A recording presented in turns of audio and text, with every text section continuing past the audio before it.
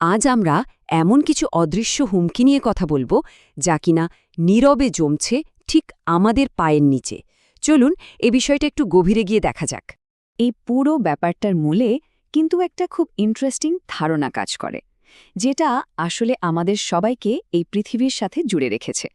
এটাকে বলা হয় মাটি, উদ্ভিদ, প্রাণী আর মানুষের মধ্যকার এক ধারাবাহিক সংযোগ। কিন্তু জানেন, এই যে সংযোগের কথা বললাম, এটাই এখন মারাত্মক হুমকির মুখে। কারণটা হলো আমাদের মাটি ধীরে ধীরে এমন সব দূষিত পদার্থের একটা গোদাম হয়ে উঠছে, যা সময়ের সাথে সাথে কমার বদলে কেবল বেড়েই চলেছে। তাহলে চলুন আমাদের প্রথম হুমকিটা কি সেটা দেখা যাক। এটা হলো ভারী ধাতু, আর এটা সবচেয়ে ভয়ের দিকটা কি জানেন?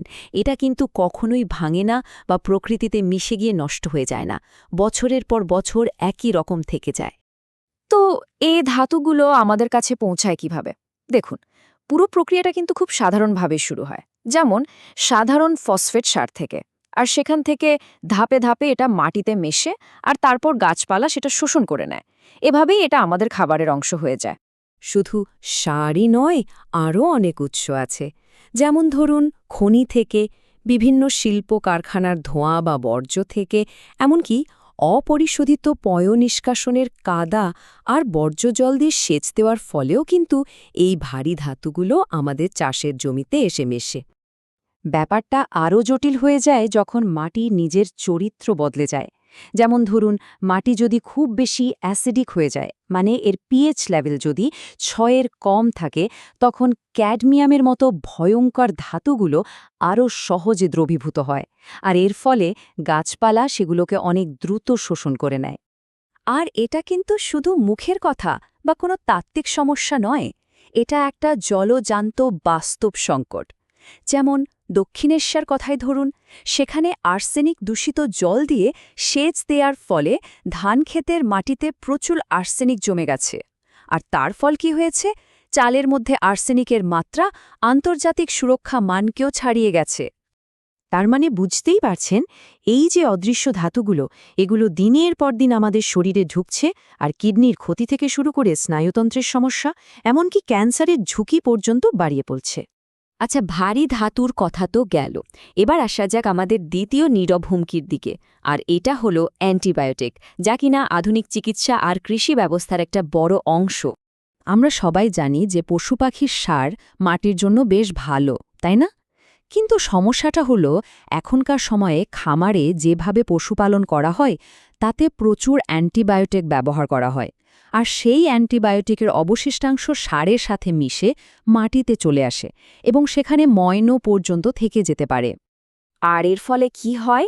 মাটি হয়ে ওঠে অ্যান্টিবায়োটিক প্রতিরোধী ব্যাকটেরিয়ার, মানে সুপার ব্যাগের একটা আস্তানা। এই সুপার ব্যাগগুলো তখন মাটির নিরীহ উপকারী ব্যাকটেরিয়ার সাথে নিজেদের প্রতিরোধী ক্ষমতাটা বিনিময় করে, ফলে ভালো ব্যাকটেরিয়াগুলো ভয়ঙ্কর হয়ে ওঠে। ব্যাপারটা অনেকটা এরকম, মাটির মধ্যে থাকা নিরীহ জীবাণুগুলো, যারা সাধারণত কোনো ক্ষতি করে না, তারা তাদের এই নতুন পাওয়া সুপার পাওয়ার বা প্রতিরোধী জিনগুলো ক্ষতিকারক রোগজীবাণুর কাছে পাচার করে দেয়। এটা একটা খুবই বিপজ্জনক আদান প্রদান। আর এই বিপদটা সরাসরি আমাদের খাবারের থালায় এসে পৌঁছায়, কারণ পালং শাক বা লেটুসের মতো পাতাওয়ালা সবজিগুলো মাটি থেকে এই প্রতিরোধী জীবাণুগুলোকে শুষে নেয়। আর যখন আমরা সেই সবজি খাই, তখন সেই জীবাণুগুলো আমাদের শরীরে ঢুকে পড়ে। এর ফলে আমাদের নিজেদের পেটের স্বাস্থ্য যেমন খারাপ হতে পারে, তেমনি দরকারের সময় অ্যান্টিবায়োটিক ওষুধও আর কাজ করে না। ভারী ধাতু গেল, অ্যান্টিবায়োটিক গেল, এবার তৃতীয় যে হুমকির কথা বলবো সেটা শুনলে হয়তো অনেকেই অবাক হবেন। আমাদের চাষের জমিতে এখন ছড়িয়ে পড়েছে এক নতুন ধরনের দূষক, আর সেটা হলো মাইক্রোপ্লাস্টিক। ব্যাপারটা কতটা মারাত্মক তা একটা সংখ্যা দিলেই বোঝা যাবে। কিছু কিছু জায়গায় প্রতি 1 কিলোগ্রাম চাষের মাটিতে প্রায় 20,000-এরও বেশি মাইক্রোপ্লাস্টিকের কণা পাওয়া গেছে। ভাবা যায়, আমাদের কৃষি জমিগুলো এখন মাইক্রোপ্লাস্টিক দূষণের এক বিশাল ভাণ্ডারে পরিণত হয়েছে। এই মাইক্রোপ্লাস্টিক কিন্তু মাটির 3 দিক থেকে ক্ষতি করে। প্রথমত, এটা মাটির স্বাভাবিক গঠন নষ্ট করে দেয়, যার ফলে মাটির জল ধরে রাখার ক্ষমতা কমে যায়। দ্বিতীয়ত, এটা একটা স্পঞ্জের মতো কাজ করে। কীটনাশকের মতো বিষাক্ত জিনিসগুলোকে শুষে নিয়ে এক জায়গা থেকে আরেক জায়গায় ছড়িয়ে দেয়।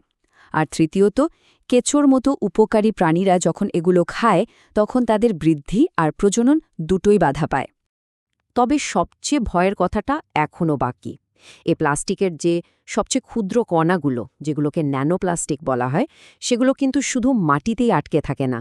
এগুলো গাছের শিকড়ের মধ্যে দিয়ে উদ্ভিদের ভেতরে ঢুকে যেতে পারে, আর সেখান থেকে সোজা আমাদের রক্ত এবং শরীরের বিভিন্ন কোষে পৌঁছে যেতে পারে।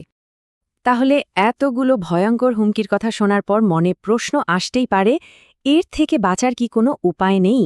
ভালো খবর হলো উপায় আছে, আর সবচেয়ে বড় সমাধানটা কিন্তু লুকিয়ে আছে প্রকৃতির নিজের কাছেই। এর মধ্যে একটা খুব সুন্দর সমাধান হল ফাইটো রেমিডিয়েশন। নামটা একটু কঠিন শোনালেও কাজটা খুব সহজ। এখানে কিছু বিশেষ ধরনের গাছ, যেমন ভারতীয় সরিষা বা ভেটিভার ঘাস, অনেকটা প্রাকৃতিক ভ্যাকিউম ক্লিনারের মতো কাজ করে। এরা মাটি থেকে ভারী ধাতুগুলোকে শুষে নেয় আর মাটিকে পরিষ্কার করে তোলে। ফাইটোরেমিডিয়েশন ছাড়াও আরও কিছু উপায় আছে, যেমন একটা হলো ইমোবিলাইজেশন। এখানে বায়োচার বা কম্পোস্ট ব্যবহার করে দূষক পদার্থগুলোকে মাটিতে একরকম তালাবন্ধ করে রাখা হয়, যাতে তারা আর ছড়াতে না পারে। আরেকটা উপায় হলো স্বাস্থ্যকর কম্পোস্টিংয়ের মাধ্যমে দূষকগুলোকে পুরোপুরি ভেঙে ফেলা। তবে সত্যি বলতে, মাটি একবার দূষিত হয়ে গেলে সেটাকে পরিষ্কার করা খুব কঠিন। তাই সবচেয়ে ভালো আর দীর্ঘমেয়াদী উপায় হল উৎসেই দূষণটাকে আটকে দেওয়া, মানে এমন ব্যবস্থা করা যাতে এই ক্ষতিকারক জিনিসগুলো প্রথম থেকে মাটিতে মিশতেই না পারে। দেখুন, সেই প্রথমের কথাটাই আবার ঘুরে ফিরে আসছে। মাটি থেকে থালা পর্যন্ত এই যে পুরো চক্রটা, এটাকে সুরক্ষিত রাখাটা খুব জরুরি। কারণ মাটির স্বাস্থ্য ভালো রাখা মানে কিন্তু আসলে আমাদের নিজেদের ভবিষ্যৎ সুরক্ষিত রাখা। তাহলে সবশেষে একটা প্রশ্ন আমাদের সবার জন্য। যদি মাটি আমাদের সব প্রাণের ভিত্তি হয়, তাহলে এই ভিত্তিকে রক্ষা করার জন্য আমাদের সম্মিলিত দায়িত্বটা ঠিক কী হওয়া উচিত? এটা আমাদের সবাইকে ভাবতে হবে।